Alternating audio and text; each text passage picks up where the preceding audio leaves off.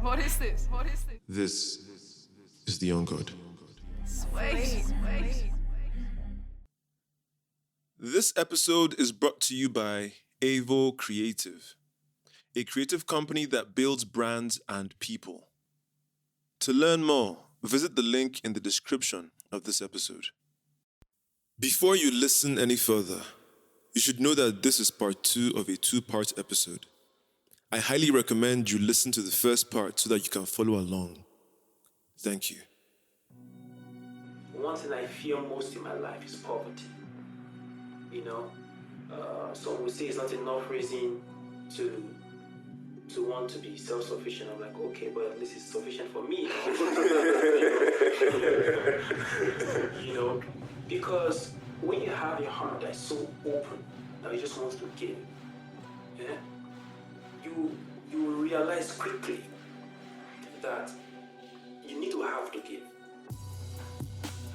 It doesn't get any realer than that. I've said once before in a previous episode that 2 things inspire hard work in a man: poverty and purpose.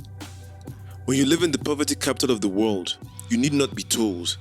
When you're surrounded by poverty in all shapes and sizes, you need not be reminded. Hard work and showing up becomes your homie. Part 2 of Making Money and Making Heaven is where Austin goes deep into his motivations to make money and how he keeps himself mentally sharp in the market.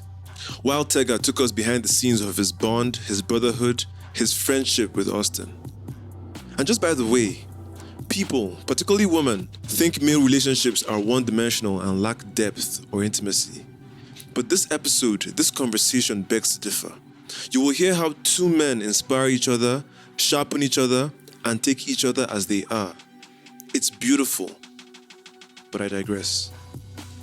The gems Austin dropped about his workflow as a trader are truly worth their weight in gold.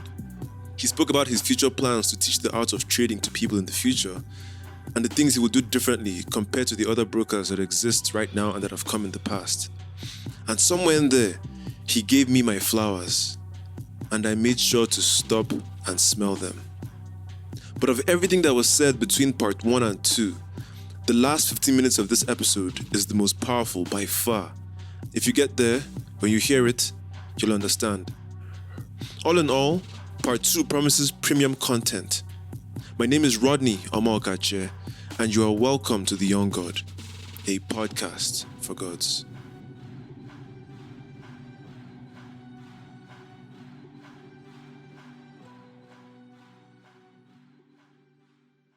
My name is Austin Onosomode. I'm a forex trader, stocks trader. I also deal on cryptocurrencies. So my name is Abikuri Tega. I'm an investment banker, a business mentor and coach.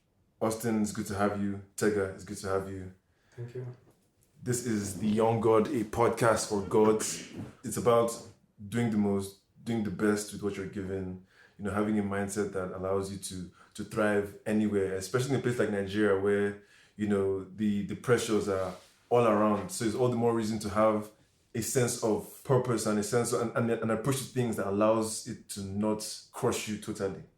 And to not lose yourself, to be able to continue to have those values and those things that allow you to connect with people, to create beauty and value for others. It's to be the difference wherever you find yourself.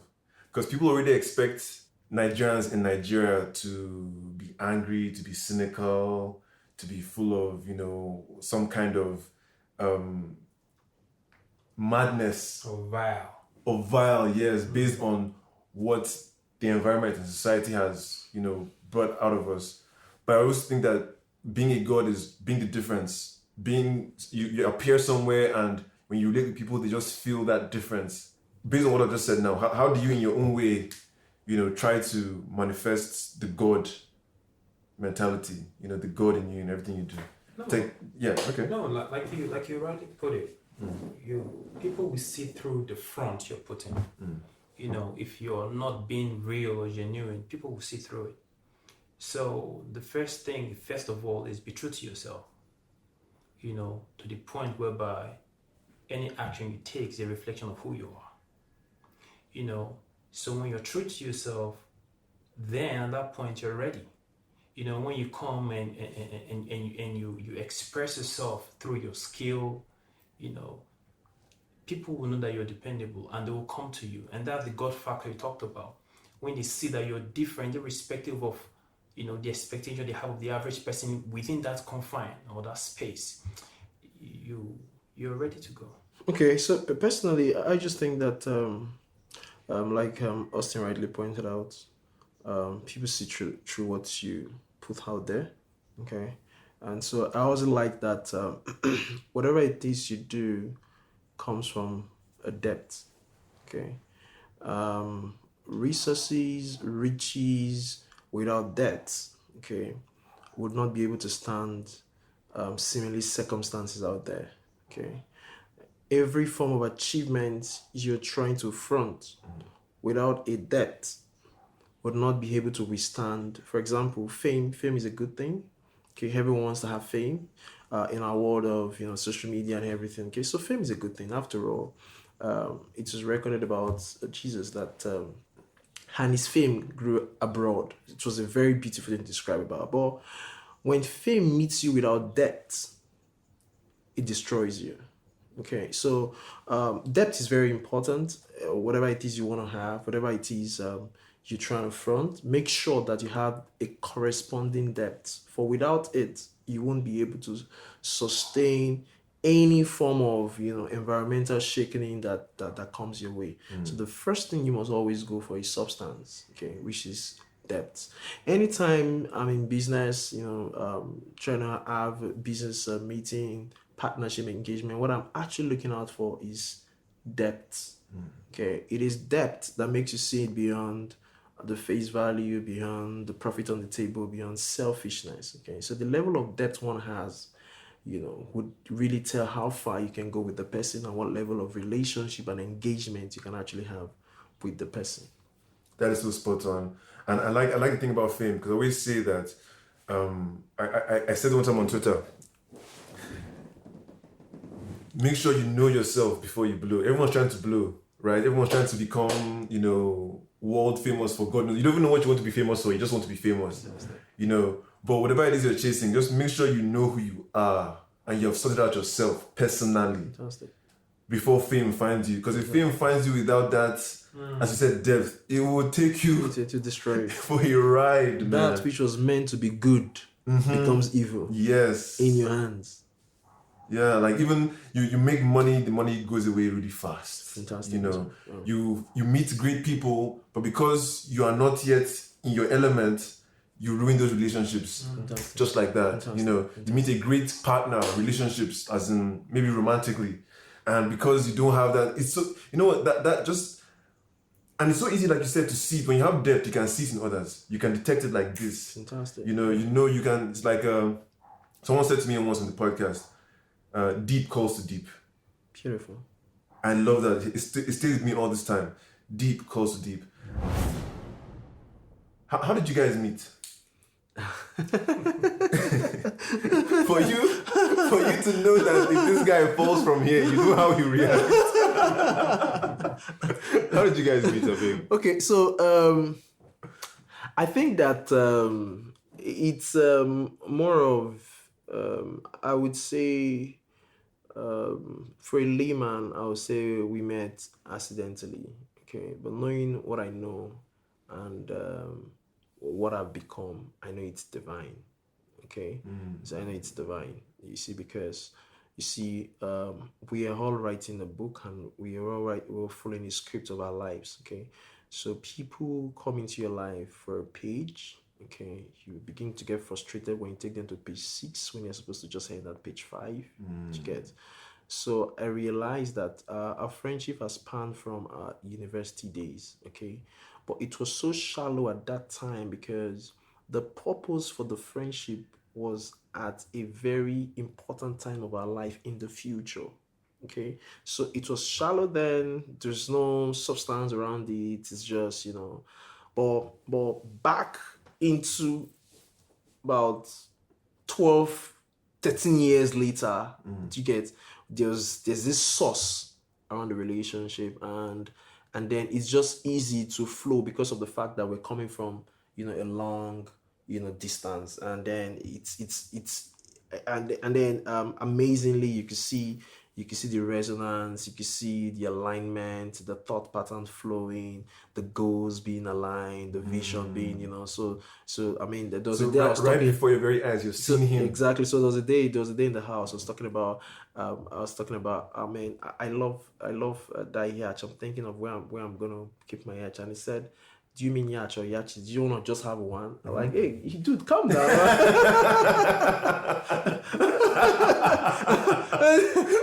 My guy was putting pressure on you. You have the pressure on my future. Dude, calm down.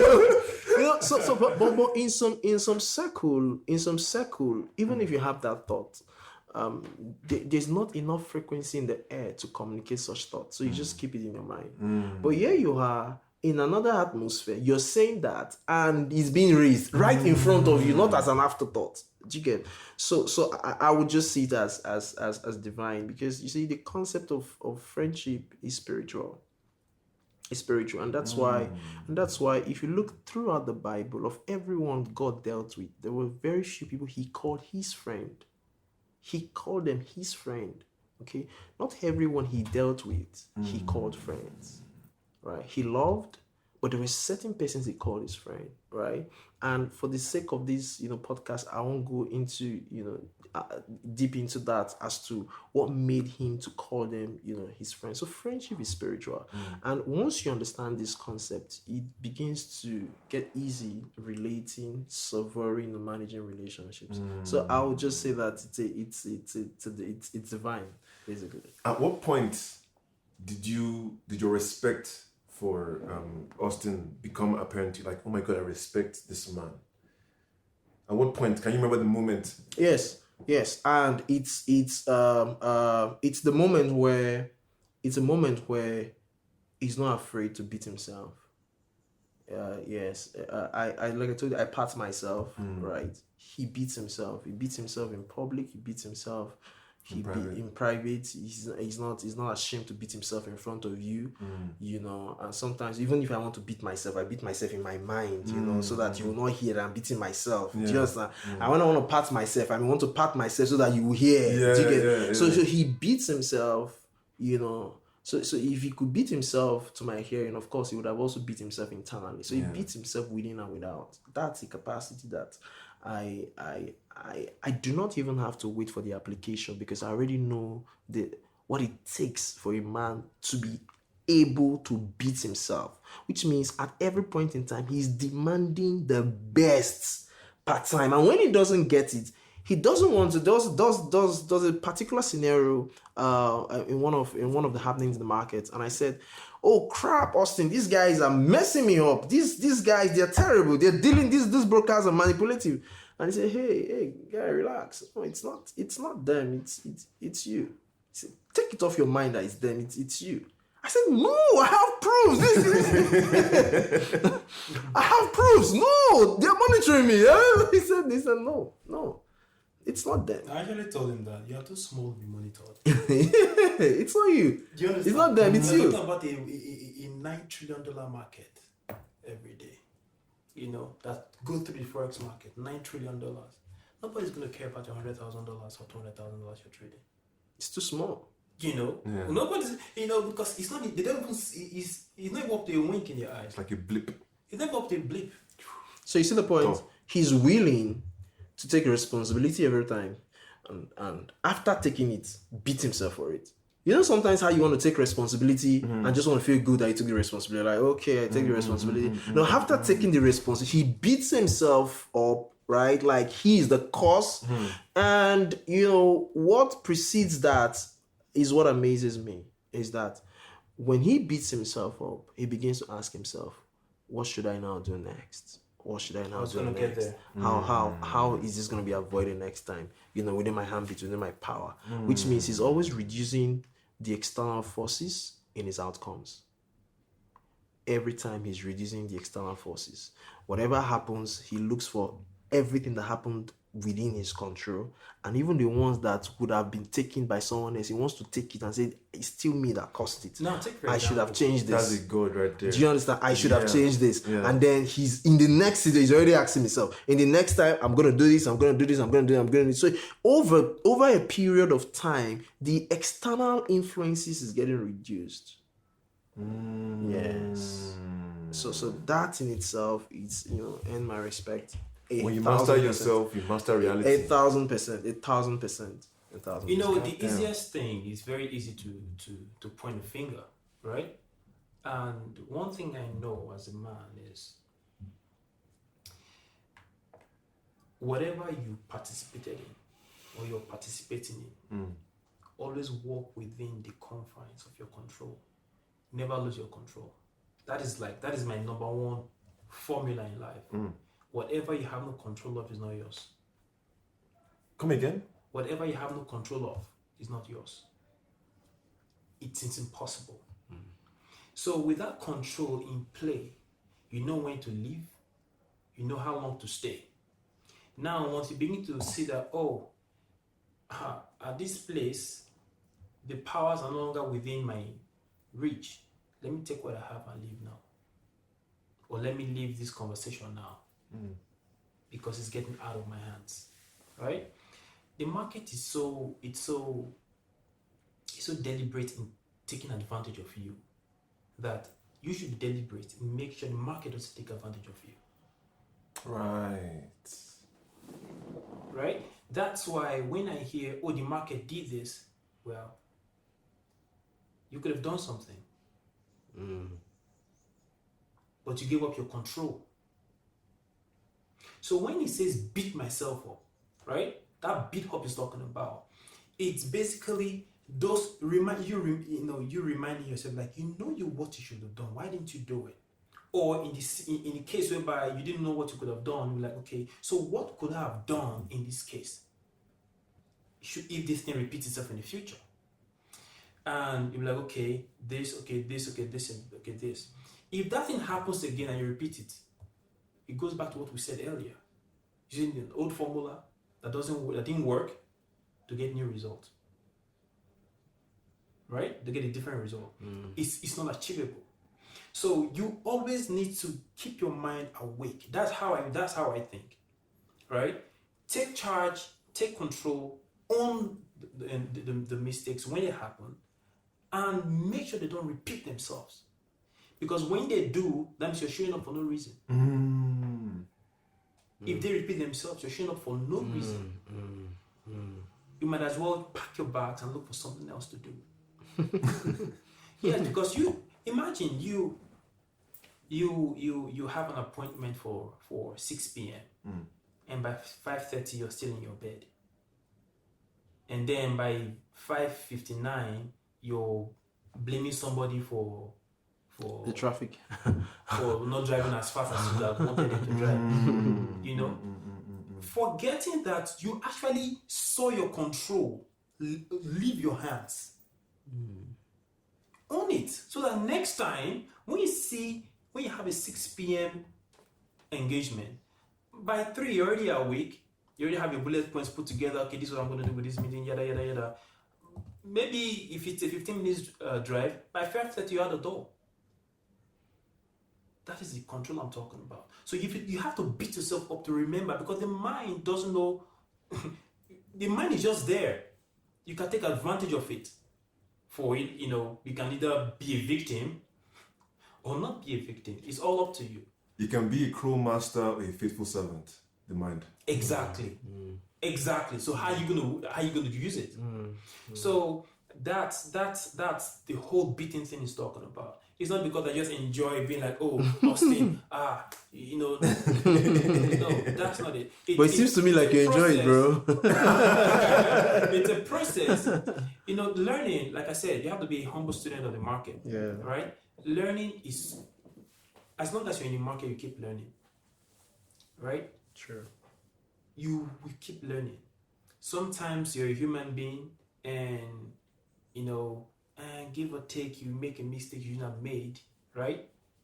But, like you said, who you become when you're achieving a goal is what's important, right? Even when I make money in the market and I did something wrong, I'll still call myself up on it. Yeah. Yes, I remember that. Because that is not a profitable behavior in the market in the long run. Even if you give you profit. Even if you give you profit. Mad. You hear that? That's a god, though. This is profitable behavior. Do you understand? Yeah. So you need to hold yourself accountable. And there's no way you hold yourself accountable and not take blame. Yeah, true. It's not possible. Yeah. I agree. So if I see, so I always say my transparency sometimes is just crazy because I won't say anything behind your back. I won't say anything behind my back. You know, if I will spank myself for doing something wrong in your front, behind your back, yeah. I'll do it in your presence as well. Because one thing I need you to know is, I'm not doing it for you. I'm doing it for me. The reward of this thing is mine. So if I'm looking at my neighbor to reprimand myself, before I reprimand myself, like, oh man, this guy did here, I shouldn't do this. No. After all, he knows I can trade, so I'm good. You know, I'll just lie about it. No, man, I don't have to, because that lie, you do that 1, 2, 3, 4, 5 times, it becomes a pattern. And patterns are things you don't want to mess with, mostly if they're the wrong ones. So when you begin to style up the bad patterns, you know, you're on your way to creating a new trading strategy for yourself that will not give you results. You know, everything you said, yeah, it's just laying bare the difference between the haves and the have-nots. It's clear as day. It's like these are what people who are good at what they do, excellent at what they do. This is what they go through personally. I agree. To maintain and achieve. So you can only imagine what people like Ronaldo and LeBron James and, you know, all these guys who are masters at their field, what they put on themselves to show up every day. Not this Gen Z-ish where, oh, my mental health is this and that, or I cannot do this, or I deserve this. No. You don't deserve anything. You earn it. Oh, and by the way, you can follow the podcast on social media. Twitter, at I Am The Young God. Instagram, at The Young God Pod. I regularly post exclusive content and updates on events, all kinds of things. You don't want to miss that, so please follow. Do you remember how we met? Absolutely. Yeah, absolutely. At Bright Jaja's fashion shoot. He was doing something. He was trying to do a little shoot for his fashion wear, and he was inviting his good-looking friends to come and wear his clothes, right? We showed up. I never met this guy from Adam. I didn't know anything about him. All I know is that Bright introduced us, and then, but now you know the thing with him, and now knowing everything I know about him now, right? I'm both surprised and not surprised that he saw the God in me. You know what I'm saying? Like, I understand why he would see it, but at the same time, I'm surprised that, you know, he saw enough to draw me close. I remember the first event, the first listening party of my podcast that I did, and I just let him know in passing I was doing it, right? And then he made a donation out of the blue. He said I was going to support it, and I said, okay, cool, you know, support. And then he kept his word, and not only did he keep his word, it was substantial. So now, when he now says, I don't put my money into something I don't value or I don't trust, it now becomes, you know, becomes a validation of who I am, one, and two, I didn't know he saw that, you know, and as anyone would say, as two money men know, you put your money where you see value. Of course. So it just takes me back to our encounter. When we first met and when we just got to know each other, I did not think, you know, that he saw anything in me. It was a brief meeting. I mean, obviously, if we talked for like an hour or more, I'm sure he would have seen it. But it was very, very brief. And for that brief meeting, for him to see something, it means a lot. And now I understand you both, your relationship, and how that also is consistent. And I'm like, man. You know, the beautiful thing about how we think in our circle, if when you come close and you see us, like when you look from a third party view, when you look at us, the one thing you see, the one consistent thing you see, is we're selfless people that we just love to help. Right? We want to give of ourselves to our environment and hope that the environment receives it and thrives with it. Right? Now, there's something we said when we were together on Sunday, and I said, imagine that whatever thing you need, right, is just a call away within your circle.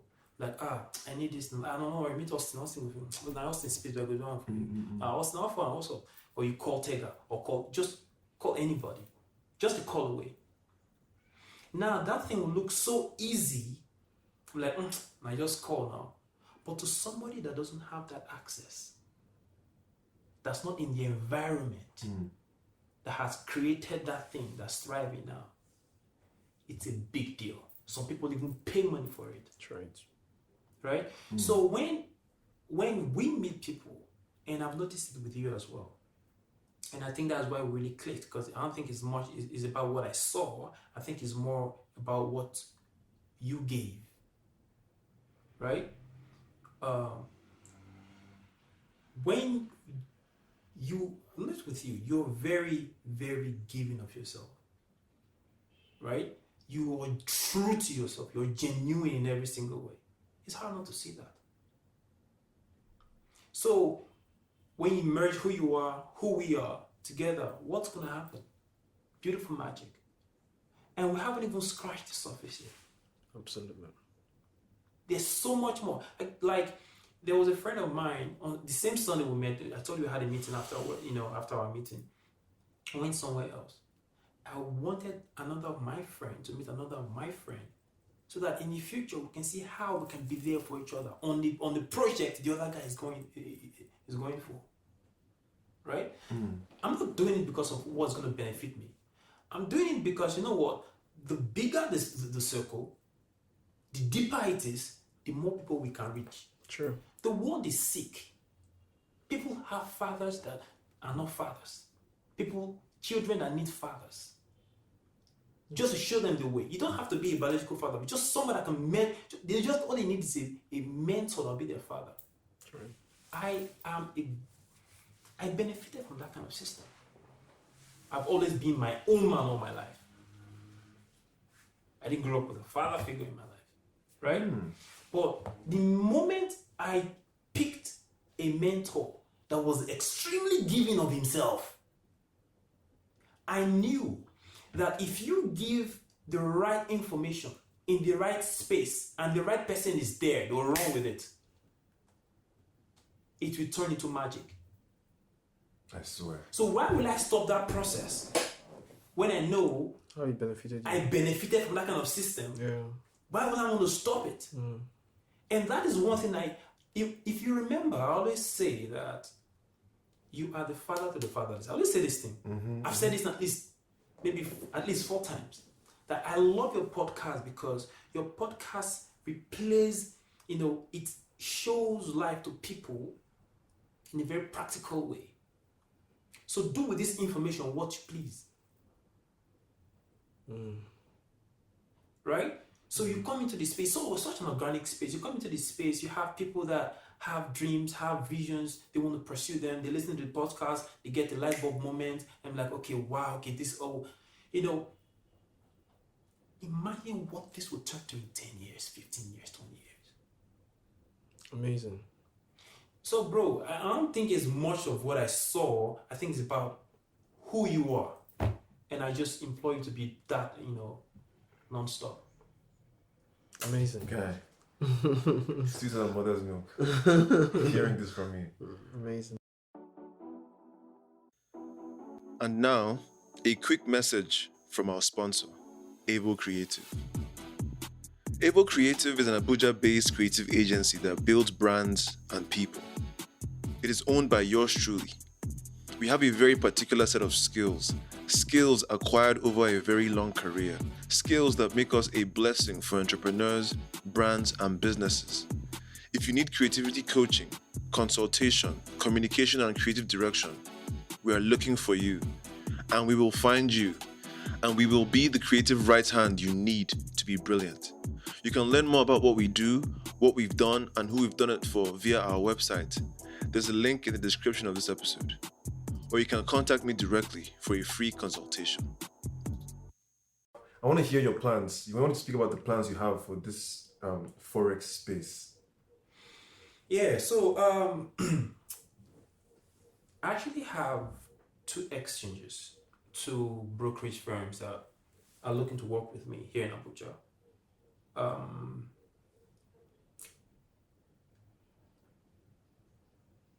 So I'll be trading with the both of them, and one of the ways I want to start is basically,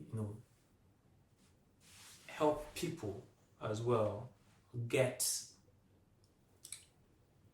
side income while they're trying to pursue whatever skill they're trying to develop in their lives. Okay. Because as I said, you can't pursue a skill without a source of livelihood. That's right. It's not sustainable. Mostly when you're all by yourself. You don't have any kind of support. And when you have that side income coming, you have room to maneuver. Room to fail. Yes, like learn, take your time to really practice this thing you're learning. Because the Bible says, with your talent you eat with kings, and princes. So if you don't have a talent, so if you have a talent, work on it, right? And when you're so good at it, leverage, scale. But until that time, hone the skill, right? So, and with these exchanges I'll be trading with, they will have the options to link accounts to my trading accounts, so that whatever trade I take, it reflects on that, on their account as well. Because I'm not interested in taking anybody's money. I've never been interested in it. Because there's too much madness in this space. I'm not going to mention this trading house that fell off the ladder a couple of years ago, but they ran into the tunes of over 70 billion naira loss, people's money. And the truth of the matter is, the guy is not a forex trader. He's not a forex trader, right? Because no forex trader will have 74 billion. I know that money didn't come overnight, right? We'll have 74 billion and put the entire 74 billion in the market. Makes no sense. That's absolute financial irresponsibility. If I was the owner of that firm, if I were the owner of that firm, I won't put this money into that place. I'll probably put 1/4 of this 74 billion. Close the admission window for investors. Right? Close the admission window for investors. Nobody can bring any new money in. Put 1/4 into the market. Because I know I can trade. I'll trade that 1/4, implicit it. Right? While I have the others as reserve. 3/4, the other 3/4 as reserve. So that if I'm so irresponsible, or the market does whatever thing it wants to do, I don't think by me being responsible is simply a factor. Let's say, yes, because it's not even going to be a factor. Let's say, the market does some crazy manipulations that happen so fast that I could not do anything. Okay, which is extremely Unlikely. And then I blow the 1/4. Right? I think I have 3/3 in the reserve. So I go and pull another 1/4. Right? In fact, this 3/4 now, I will divide it by another 4. Yeah. Because now I have to play safe. Yeah. It has become wool again. Yeah. Do you understand? So, and then because I trade and I know that within X amount of time, I'll make this money back, right? And I'll implicit this portfolio. Let that reserve be. And work with this, pay my investors and go. After I prepare everything, then when this window closes, runs out, I open the. If I so please, I open the admission window again. So when these people operated the way they operated, I knew we were going to fail. A lot of people came to me. Oh, should I give my money to these people? Give my money to these people. I'm like, please do not. First red flag is the ROI. Makes no sense. It's not achievable. What were you promising? I think they're promising 30% every, before 50% every month. Worry about. I don't want to mention the name of the trading house. They're dead now. The guy's on the run. 50% every month, thereabouts. It's achievable, right? But you're talking about people's money. There's a way you have to behave with it. There's a way you have to behave with it. If it's my money, anything I see, I take, right? But you don't treat public funds like that. So that I don't like taking people's money. So I'll trade, and they'll have their accounts connected to mine. And whenever they like, they can put their money out. And that's one thing I talked about control. I don't want anybody to give up their control to me. Be in charge of your money. Yeah, makes sense. Be in charge of your money. I won't ask you to give me what I won't ask of myself. Right? So that's that. And also at some point I also want to really teach this forex thing to people. Not forex per se, but the mindset behind forex. The mindset that works. What makes you a successful trader? What behavioral patterns must you stack up? Patterns again. Once you stack up to become who you want to become. Because no matter, take it or leave it, success leaves footprints. And those footprints is what I want to walk people on, on how I got where I'm at. And mop up the space one day at a time. Would you ever start your own brokerage firm? That's absolutely in the works. Mad. Already. That's absolutely in the I said works. involve me, my nigga. Let's take a moment to pause and breathe. Relieve the tension. Whatever you're doing, close your eyes, take a deep breath. In through the nose, out through the mouth. One more time. In through the nose, out through the mouth. Let's resume. So before we wrap, I want to get final thoughts around the table from all of this. Tega, what will be your last word? What would you want to throw into the soup? This soup that has become so tasty. I cannot wait for the listeners to really sink into this. What are you saying to them? Okay, we've said a lot today already. Basically, watch those who you listen to. Whoever has your ears has your life. Okay, so Say that again. Whoever has your ears, has your life. Yes, has your life. So you mind who you listen to, and then make sure that whatever it is you're educating yourself today has the capacity to give you the life that you want. Okay, so self-education is always the way to go. Make sure that whatever it is you're feeding your mind with, if it doesn't have the capacity to give you the life that you want, then go for the knowledge that will give you the life that you desire. and then find the teachers that will give it to you, the mentors that will give it to you. And lastly, be so useful, be very useful. You know how people always say this, I want to quit my job because they're overusing me, right? I don't want to be used. Okay?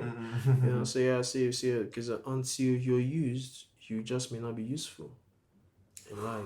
You've got to be used, you know, to be useful. That's where your experience lie. Yeah, because it's a very high concept. Yes. It's very important to be used. Funny you say that. Leonardo da Vinci, a mentor of mine. So, fun fact, I didn't have any mentors growing up. My mentors were like these historical figures, these people that had done things, and I just studied them. And Da Vinci, one of his favorite quotes, or one of the things he said a lot to his patrons, people that supported his lifestyle, he would say to them, "I never tire of being useful." I loved that. Absolutely. Absolutely. I never tire of being useful. Absolutely. To myself, to others, to you, to your... Absolutely. Yeah. Absolutely. Please. I so much want to be useful to the point that even when I die, I'll put my will, my body should be used for research. You know, my body should be used, my organs, they could go ahead, use it to make new discoveries about how to make human life, you know, better than we met it. Okay. So be useful. Be useful. Okay. So people most times when I run my mentoring class and people come to say, hey, I want to quit my job, I want to be my own boss. Okay. I said that's a wrong reason to do the right thing. Okay. You don't quit your job because you want to be your own boss. Okay. You go and start up a business because you have a vision. Okay. You want to manifest. Okay, because whatever motivates you multiplies itself. So Real talk. yeah, whatever motivates you multiplies It's itself. self-fulfilling dynamic. Exactly. Lastly, make it a promise to yourself to be a forefather. Okay, to be a forefather, and not be an ancestor. We've all had ancestors. Okay, so make sure you don't end up being an ancestor, because they're two different things actually. Please go. Okay, expand. so ancestors are those who in their lifetime consumed all that they produced and lived a life of deficit, so much so that even when they are dead, we still feed them.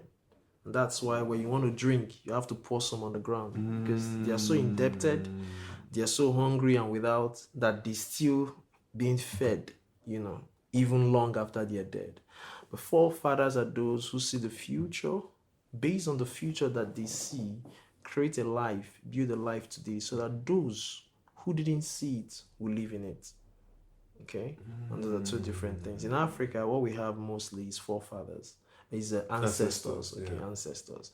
You see, so when you have anyone who has an ancestor, how you know is they don't even know how their great grandfather looks like. Okay, but forefathers, those who are forefathers, if you go to their palaces, to their private room and their library, you see a life size of an old man they never met. You know, like, who's this? That's my great grandfather.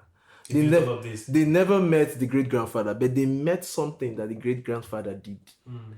You know, it's so funny, he left a footprint. It's funny you say that, because if you think of the United States of America, they refer to George Washington, Thomas Jefferson, Benjamin Franklin. They say our founding fathers. Fantastic. That's it. Because they did project a future. Those are right? And then we Africans refer to ancestors. Yes, ancestors. These nuances in language is so telling, actually. Yes. Oh my goodness. People who consumed they never saw the future, so they consumed their lives into deficit. But forefathers built the future and then leave the platform for those who are coming to live in it. Okay. So make that promise to yourself. I mean, life is such a beautiful place. I also would like you to shed a little light on what you meant about whoever has your ears has your life. Oh, okay. Yeah. Okay. So basically, because you see, thoughts run the world. Thoughts rule the world. Everything you have today, even the mic we're using to talk right now, the phone was once a thought. Okay, so thoughts ruled the entire world. And you know how people say, I'm not sure you've heard the statement if you're listening to me right now, like you've heard when people say that the graveyard is the richest place on planet Earth. Like when you go there, there are a lot of people who have died with, all of their substances. It's a very rich place. Okay, so I make bold to tell you today that the graveyard is the most barren place on earth because thoughts don't die, people do. All right. So thoughts are so potent and powerful that when they enter into a heart, okay, they have a right to exist in that life. So any thoughts that enters into your heart has a right to exist in your life. So when you hear thoughts that are powerful, has the capacity to create positive things, okay, all you just need to do is have a fertile heart. Those thoughts has the capacity to exist in your life. If you receive thoughts that are disempowering, that are negative, produce the negative nuances of life, those same thoughts, they have a right, to live in your life. So, and thoughts are communicated through words. So anyone who has your ears and it's communicating to you, has your life, that's a very great extent, has a capacity to influence your life. So the best thing you can do to yourself is just guard who you give the ears to. I mean, because it's the beginning and entry point of thoughts, into your heart. That's the basic way. Because you remember when Jesus said, I know, right? Jesus made a statement. He said, "The prince of this world cometh, right? And he found nothing in me," which means there's nothing correlating inside of me that looks like the prince of this world. So we can't relate. You know how, see, poverty, when it comes to you, if it has something correlating inside of you, it can stay because there's something inside of you that correlates with it. Does it make sense? Yes. So you receive thoughts, right, and suggestions of poverty in your heart. So when circumstances of poverty arrives, they can stay because there's a corresponding thought that's been deposited in your life. Such way, this in the same light, if they have thoughts and words, okay, of empowering words about wealth creation, when you come in contact with investment opportunity, business opportunity, relationships that has the capacity to produce wealth, they will be able to also merge, right? Because there's an internal corresponding thought that has been deposited in your heart. Yeah, so that's life, because life works in duality, basically. Oof. Well said, my brother. Yeah, absolutely. Austin, final words, please, if you can beat that. Yeah, scatter the ground. I swear. But, I'm all about, one thing. And I will conclude the same way I started, which is showing up. Always make it a point of duty to show up. If you want to be anything of worth, show up. There's nothing like mentally drained. It doesn't exist in the world of result creation. There's nothing like I'm going through a lot. And like you said, results stop nonsense. Yes, results stop nonsense. There's nothing like I'm going through a lot. I want to give myself a break. Life will not give you a break. If you give yourself a break, wait till the end of the month, you get bills. Right? So there is no time to be weak-minded. There is no time to act like it is your right to get what you wish for. The only thing you're entitled to is what you have earned. That's right. So show up, get yourself equipped with the right information, right knowledge to execute in any area of life you find yourself, and be outstanding. And for you to be outstanding, it means that while others are sleeping, you're still standing. While they are awake, you're also still standing. Now, the thing you will acquire while they were asleep, they did not acquire.